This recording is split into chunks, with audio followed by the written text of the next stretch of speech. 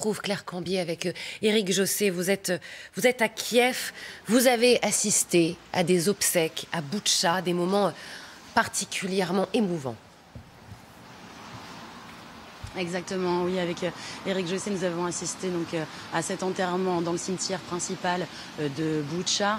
Je vous le dis, un moment forcément très émouvant. Nous y avons rencontré Yevgeny qui enterrait là la tante de sa femme, une femme de 75 ans qui est malheureusement morte de faim pendant l'occupation russe en mars dernier. Alors c'était le seul membre de la famille présent puisque tous les autres sont aujourd'hui majoritairement exilés à l'étranger.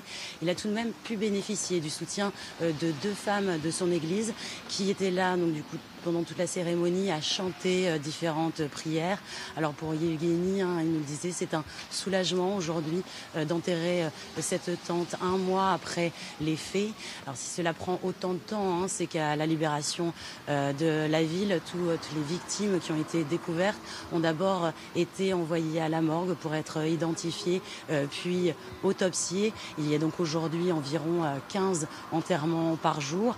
Les employés du cimetière du Clou travaillent depuis début avril sans relâche, sans interruption, tous les jours.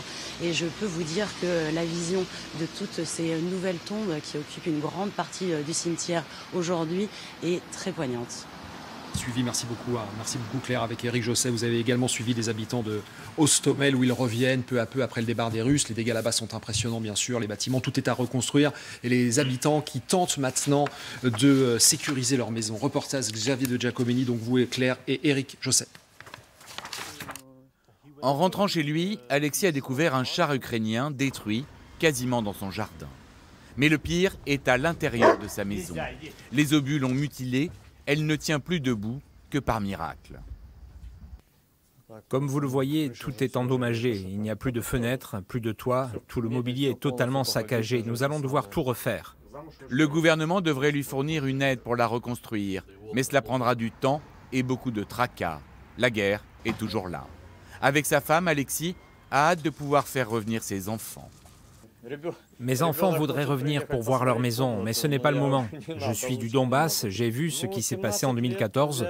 Je les prépare à être forts et à ne pas avoir peur pour faire face à cette situation.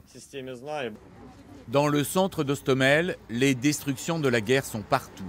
Ceux qui reviennent n'ont plus rien. Alors une soupe populaire s'est improvisée. 400, 500 repas par jour, pas plus. La nourriture manque. Mais c'est aussi l'occasion de revoir les proches, perdus de vue pendant l'occupation russe.